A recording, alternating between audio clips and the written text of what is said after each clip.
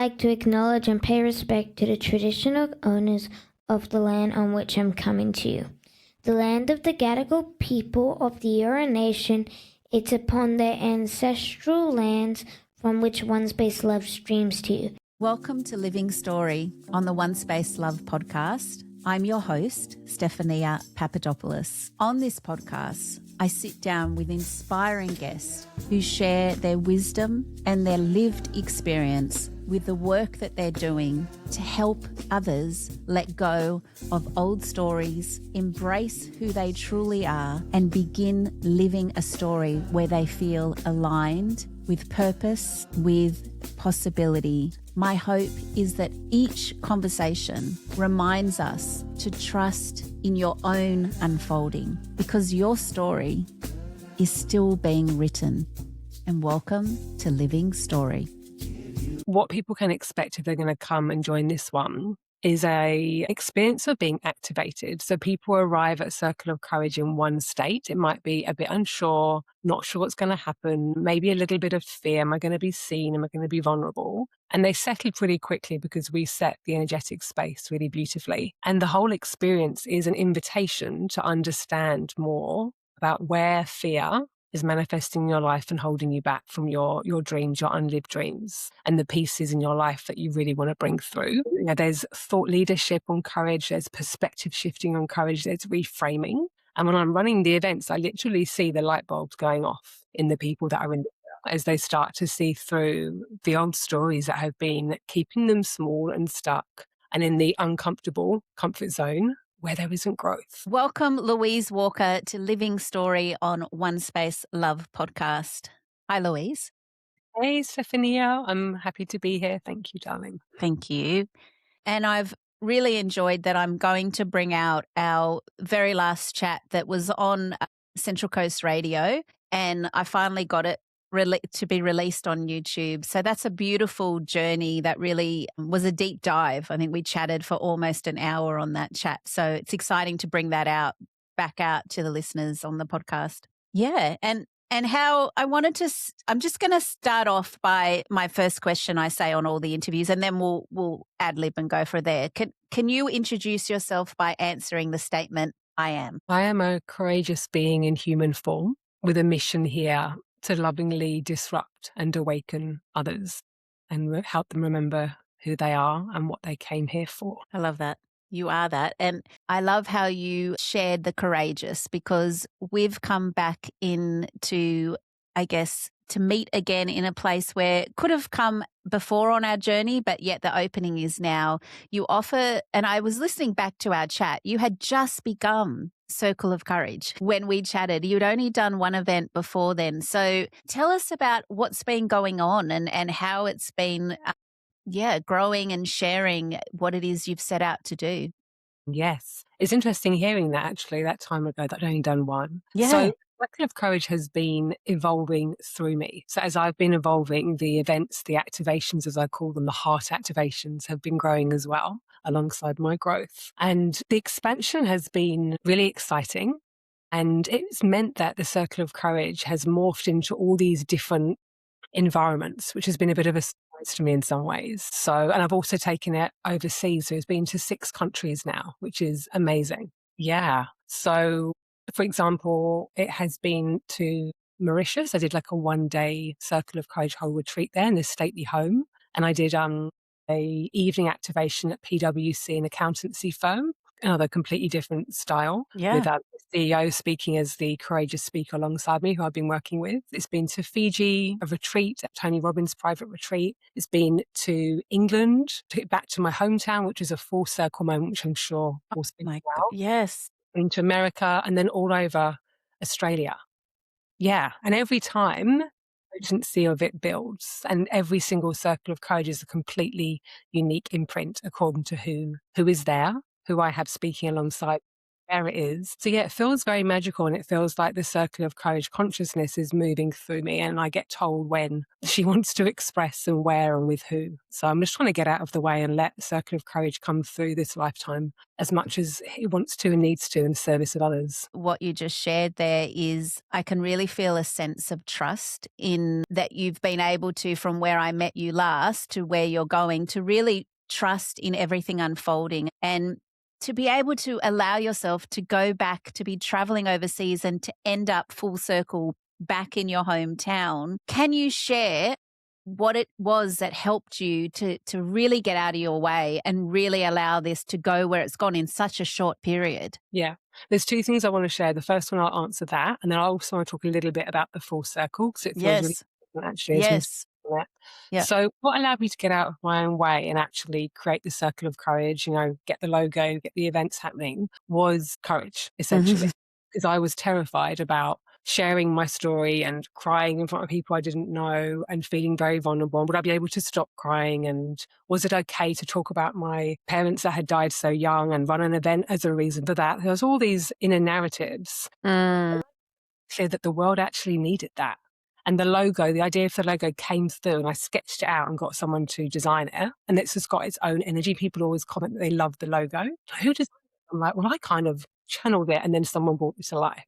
So there's been just a lot of recognizing, yeah, that might be uncomfortable. And yes, I would say every time I run a Circle of Courage event, there's energy before the event. I always tend to get a blocked sore throat. It's quite interesting before the events because it's a big mission. But I show up because I know I can't not. It's literally my birthright to be doing this work and sharing these events and activating courage in people. And so there has to be a courage within me to do the event, to make the energy of the event real and authentic. So it takes courage every time for me to put on the event, to create the event, to put all the energy into it, to show up, to bring it together. Yeah, which I'm okay with. Like, I love that it's not necessarily easy.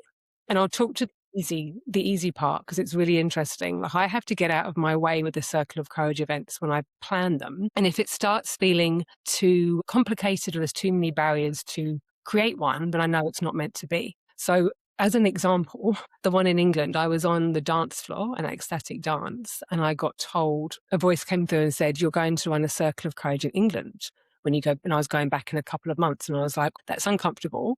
And then it was also told it was going to be in my hometown. At the time, I was like, right, I'm going to do one in England. And I was like, I'm not going to do it in my hometown. It's too triggering. I'll be worried about upsetting my family. I'm worried I will be just way too emotional, knowing that my mum's been buried there. My father's ashes were scattered, shortly, not too far away. So I said, I'm going to do it in London. I'm going to do one in London instead. And I managed to find a venue, I managed to find speakers, and none of it was feeling right in my body. I was like, London, drop me in this venue and it'll be lovely. Ignoring the message I'd been given. Fly back to England, got everything with me, been marketing the event, and both the speakers drop out.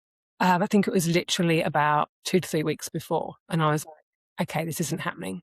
And I thought maybe I could do it in my hometown in Kent. And I've got one night I'm free, and there's a town hall where actually my mum met my stepdad. It's got all the history of our family. Happens to be. My dad says, actually, I'll pay for it anyway, my stepdad.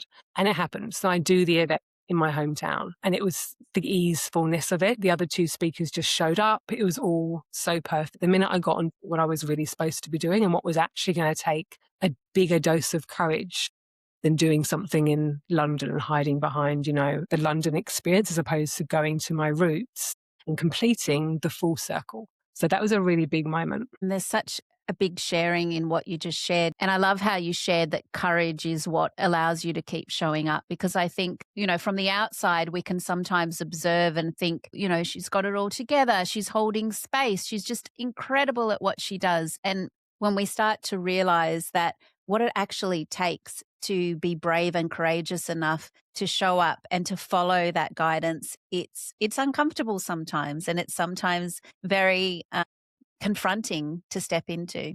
Yeah. And it's really beautiful that you mentioned the piece about how others can potentially perceive someone like myself who's speaking and doing these events all over. And it came up in Fiji. We did a Circle of Courage at the end of a 5-day retreat, and lots of leaders and entrepreneurs came up to me and they said, we thought you were perfect. And actually, you've got loads of stuff as well. You've been through so much. And I said, Well, of course, and there's perfection in that. And the reason that I'm doing this here and I've been holding this space for you today and having this experience of courage is because of what I've been through. Yeah, there is a perception perhaps sometimes that I'm doing this work because I've got it all together, which is Yes. true. But I'm also doing this work because of the pain I've experienced in my life has pushed me into this purpose. And I believe our greatest purpose can often come from our greatest pain. And actually, I feel now it's right to share. There is a big deep dive that we've gone in on our last podcast where we go into the story quite deep. But I feel it's relevant to bring that in if you're okay with that, Louise. Yeah, of course. And thank you for asking so gently. Yeah, I mean, the reason the Circle of Courage came through was when I was 3 weeks old, my blood father, David, was killed, saving 2 women's lives. And he won bravery awards and my family were in the papers and it was a huge experience. I was only like a 3-week-old baby. So obviously wasn't consciously aware of what was going on, but a deep imprint of grief in my system. And then my mum Penny remarried, my stepdad, who brought me up, and she passed away when I was 8, which was intensely painful. And my stepdad brought me and my sisters up for a few years by himself before he remarried.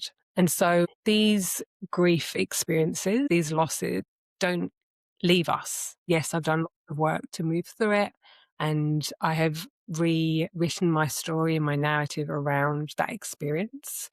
And that definitely helps others who also helps people and might be in, denial or blame or anger around it. However, I feel this experience on birthdays and at Christmas. It still comes up in my system. So it's something I live with daily in a way. Not that I think about it every day, but it's something that just leaves me, which I'm okay with. So, yeah, that's the reason these events are here. And when I'm running these events, I feel my blood parents with me. And I've had lots of people telling me you have, huge angels behind you either side when you're doing these events. And your parents, a few psychic people have come and told me that. I don't have those powers per se. However, I am starting to feel that stronger and stronger with each activation, which feels really special. It's almost like you're collaborating them together and they're helping nudging you along this path of where to take it to be of service. Thank you so much. Thank you. And I feel it with you. We met years ago, quite a few years back when I myself was going through a very challenging period, and you had asked me to be part of Circle of Courage in Sydney. And every part of my body wanted to, but there was that intuition that knew it wasn't the right time. And I think that's where we have to learn about those, knowing when it's okay to say no. And how beautiful that you and I got to meet again at the very first moment as we walked into Miroslav. And I've had quite a lot of guests from Miroslav's workshop Influence and now Mastery. And we got to experience that together. And at the end, we were partnered up as partners on an exercise to be accountable to each other on our goals. Do you want to share a little bit about what came through with you in that moment and what's unfolded out of that? Yeah. I was so happy to see you there when I walked in and you're in the Yeah. foyer. Like, oh my goodness, what are the chances? Yeah, well, what you talked about was how we can hold each other lovingly accountable. And I said, why don't you speak at my next Sydney Circle of Courage event? And they were like, because I'd heard you speak when I was there and it moved me to tears and I got like a full sensation in my body. And I was like, Stephania is definitely a Circle of Courage speaker. Yeah, and it's come together. We've manifested together. It's all been in flow. The venue appeared, the date aligned. Yes. And we are coming together to do a Circle of Courage Yes. in town. In July. Newtown in Sydney. Yeah, Yes. happening. Because Louise is based in Byron Bay now. You have had some time in Sydney, so you're not a stranger to the Sydney community, and some of your great mentors came from Sydney down in Bondi Beach. But now you're up in Byron. So to bring it to Sydney, it's just such an honour to be part of that. And I really encourage those that are tuning in to come along. Yeah, and the actual experience of the Circle of Courage has definitely evolved since we last spoke. So what people can expect if they're going to come and join this one is a experience of being activated. So people arrive at Circle of Courage in one state. It might be a bit unsure, not sure what's going to happen, maybe a little bit of fear. Am I going to be seen? Am I going to be vulnerable? And they settle pretty quickly because we set the energetic space really beautifully. And the whole experience is an invitation to understand more about where fear is manifesting in your life and holding you back from your dreams, your unlived dreams, and the pieces in your life that you really want to bring through. You know, there's thought leadership on courage, there's perspective shifting on courage, there's reframing. And when I'm running the events, I literally see the light bulbs going off in the people that are in the as they start to see through the old stories that have been keeping them small and stuck and in the uncomfortable comfort zone where there isn't growth. So the day also includes, I share in quite a bit of detail my story as to why Circle of Courage came through. So does my guest speaker. We often have a beautiful singer as well. There's deep meditation. So collectively, all of our nervous systems regulate together. And there's a real sense of the invitation for the heart to really be there. So a lot of love arises in the room because we the experience that way. And there's an invitation to, you know, drop the mask, just be together in our humanness without needing to prove or be anything to anyone. At the end of that sort of journey, there's a good sort of hour where I actually run a workshop with everybody that's there, like a coaching workshop. Everyone gets a handout and we move through a series of questions that are designed to essentially awaken you to what's possible. So I love watching this part, and I did it at a festival recently, and the energy, there was like 50, 60 people there, was incredible. Rises and rises and rises. And people start to pop when they realize they get to voice their dreams, they get to see what's holding them back. And even just the moment of speaking to what it is that you want to bring through that maybe you never have changes something within the people that are there. And it is an experience, isn't it? It's an offering, it's an experience. And I love, it sounds like it's grown so much. I love how you're really taking people through their own inner journey, that they're able to take something with them when they leave this beautiful afternoon with you and with your speakers. And you do have a musician that's already part of the Sydney event. So that's very exciting as well. Yeah. Do you know Sol Hartman's going to be singing? Yes. And it's funny, I was thinking about this before we came on today. There's something about the musicians that come and sing, I should say, at Circle of Courage. I've usually heard them and they have opened my heart. And I've had that moment as a Circle of Courage singer. So Sol was singing at Billabong Retreat when I was there. And sung some covers and some of his own music, and it moved me to tears. It was beautiful. No. Yeah, this was probably about 2 years ago, and I said to him, would you love to come and sing? And he came to one of the events recently, and he's super excited to be part of it. So you'll get to meet him and hear his beautiful words. There's this essence that comes through when he sings. And I love his name. It's Heartman. So and I had a look at his music and I feel the heart opening. So I'm looking forward to hear him live and having him part of the event. I've just had an interview with Sin Mariani, and she was talking about, she's a medium and clairvoyant and counsellor, and she was sharing how important it is for live events to come back. So I love that you shared about the potency in bringing us all together in a space together, because I think that something really magical does happen when we're live in an event. And I think that that's a very big difference of what this offering is that you've got coming up. And it's over 3 hours. So it really is a deep experience. Yeah. And it's interesting with the coming together, like there's so much fear in the world right now. Mm-hmm. Unfortunately, many of us are believing the fear, like the false evidence appearing real. We believe it, more fearful beliefs back up the fearful beliefs, etc., and that gets passed on. And so in these events, what happens is the relationship with fear gets changed, which is really important in these times. So rather than seeing fear as something to run from, we start to recognize that fear can actually be a guiding light.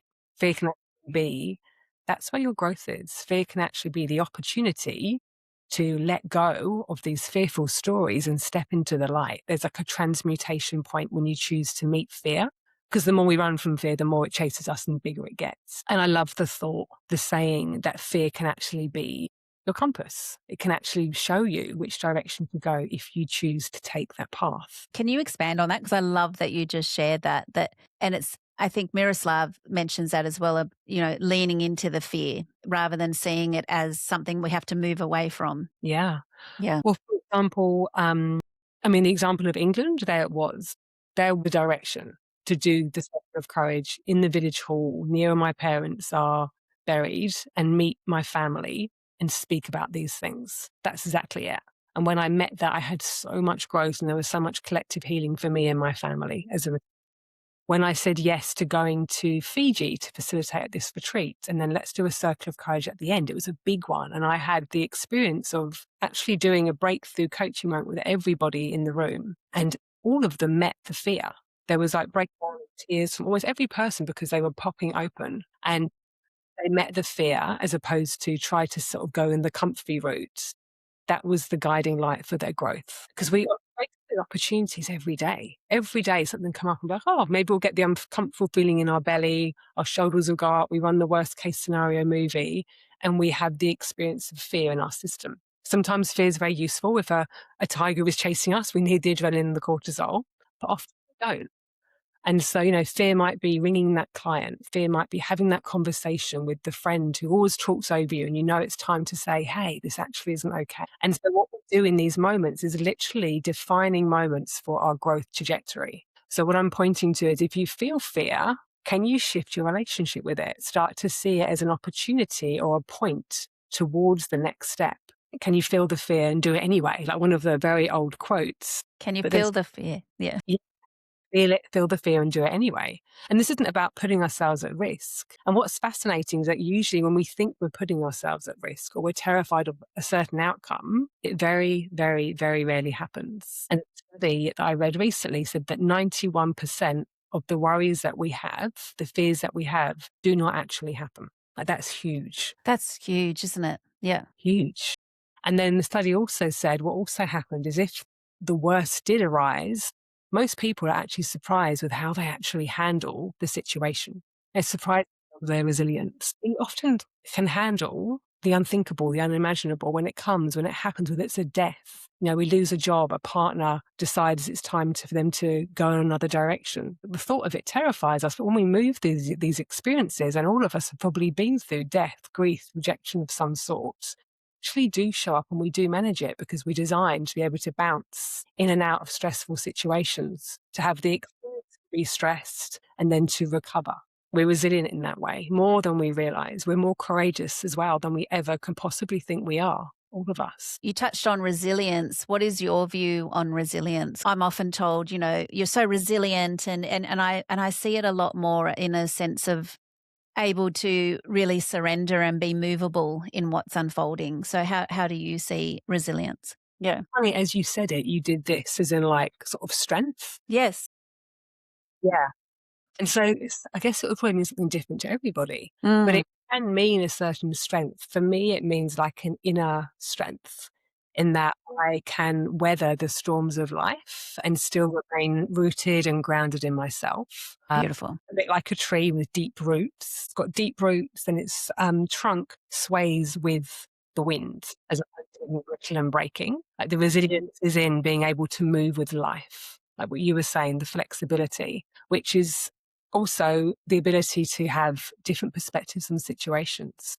Because if we're very locked in a certain perspective, we aren't as resilient because things need to be this way for us to be okay. Whereas if we can open ourselves to other perspectives and be a bit more flexible in our state of mind, we can be more resilient with life's chapters. Because the one thing we know is we're going to experience challenges and there's going to be change. It's the only constant in life. So do we go with it or do we try and hold on to what is known? And in that moment, we stop being resilient. Maybe the trunk snaps or the roots aren't deep enough. I love you talk a lot about perspectives and, even though someone may view a conversation with a colleague or with a manager, that we have different ways that we view it. And it's about looking at the perspectives of maybe that manager had an argument with their partner that morning, or maybe something had happened in their life that had made them a bit more irritable. So do you want to talk about more on perspectives? Because I think that's you have such a great insight on that. Yeah. And I do a lot of work with my clients on conversations or perceived difficult conversations. Because the thing is, normally the conversation we're most afraid to have, actually, once we have the conversation, is nowhere near as scary as we've been projecting into the future that will be. And a really important piece that helps a lot of the clients that I get to work with is to recognize when they're having a conversation with somebody, what might also be going on for other. So if we get stuck in first person perspective, we're only thinking about our experience and we've got no idea before we sit down with our boss about this pay rise, for example, what might be going on for them.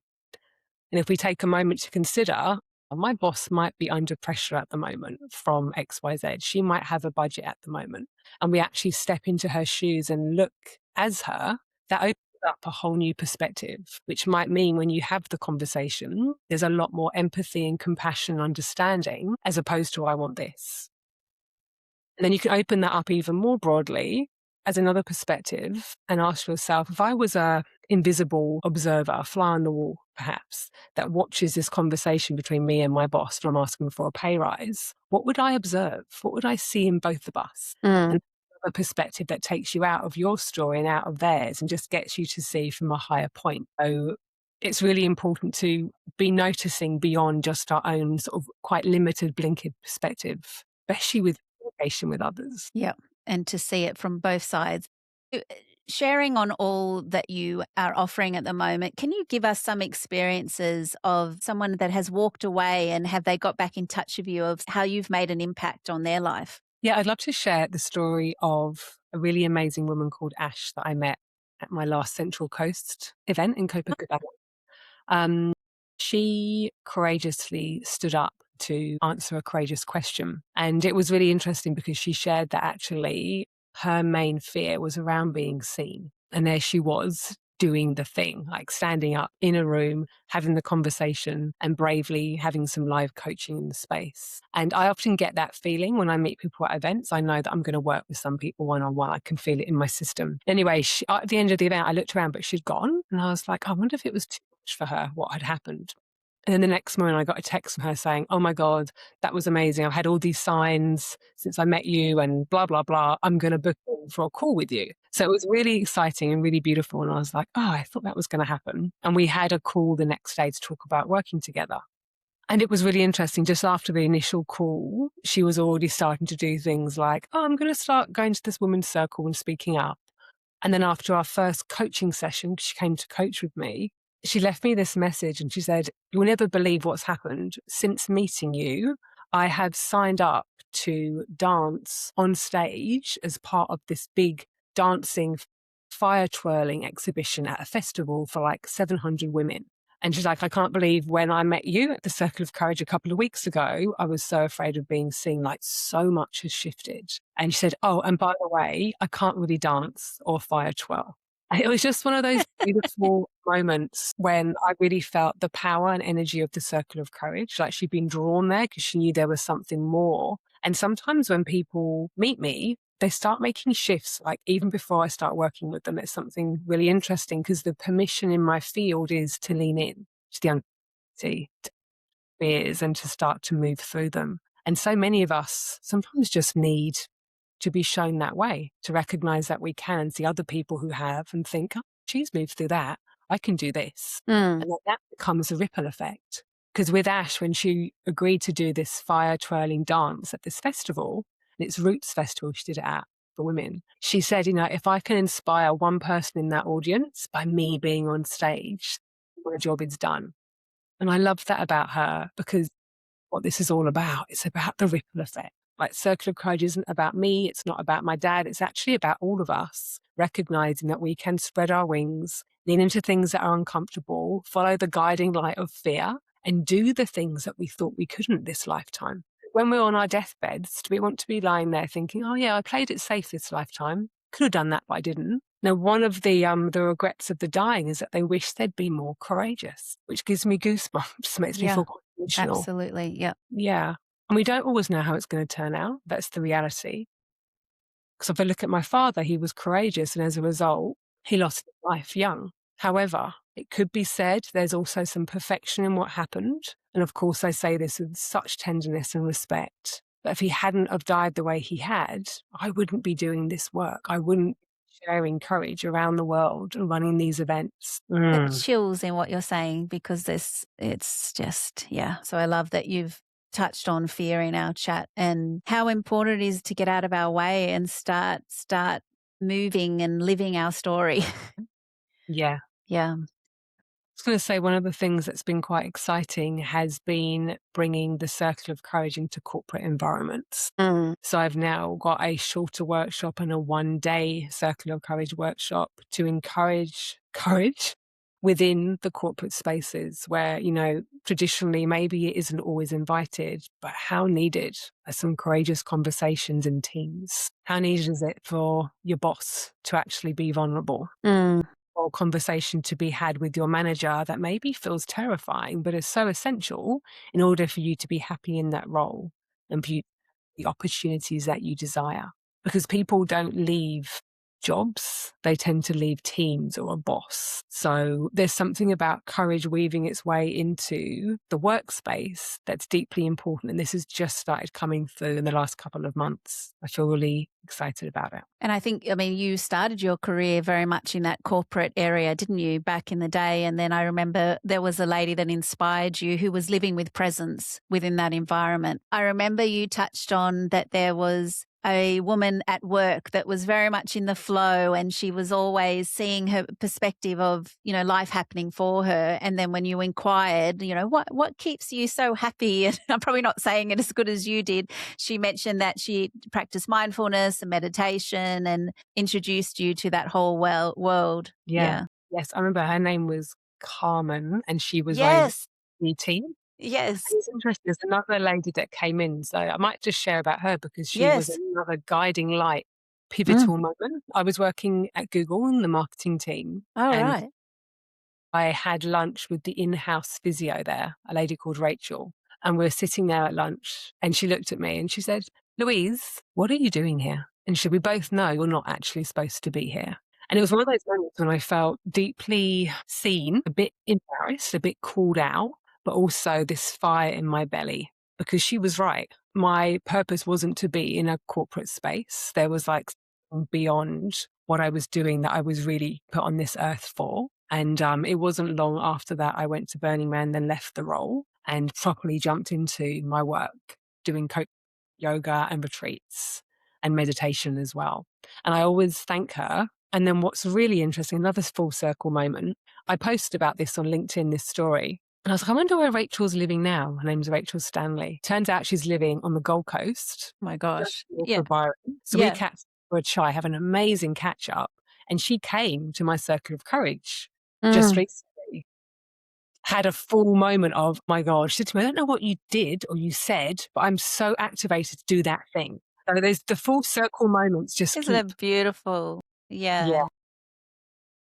Well, that makes me want to take us back to us coming together for this Circle of Courage in Sydney before we go into and finish up with what it is your offerings are now. Let's talk back on why was it that you felt to bring me into this Circle of Courage, and what do you feel that people are going to take from this particular event? Well, the reason I want you there by my side as the guest speaker is because I was so deeply moved when I heard you speak. And I feel your message and what you want to share and what you have been through and moved through and are holding is deeply important to be shared. And I think you're an extremely talented speaker. So that's definitely why you're going to be in the room. So thank you for saying yes and being courageous to lean in. And if you're listening to this and you're wondering if the event is for you, here's a few questions to ask yourself. Would you like to be in a room where the courageous dreams you have for yourself are invited into possibility? Would you like to be in a space which is about expansion rather than contraction and fear and playing it small in the norm? Would you like to be in a space that maybe might feel uncomfortable at times because you are moved deeply, because you are invited into an opportunity to look at some fears that maybe you pushed down or haven't admitted to yourself? And would you like to be deeply inspired and held by myself and Steph and Sol and everybody else? Would you like to be part of a co-creation where together we get to move through our stuff and rise? Because if you are feeling the call for more, and you know you're capable of more, and you're not sure what's blocking you, this is the event that will help you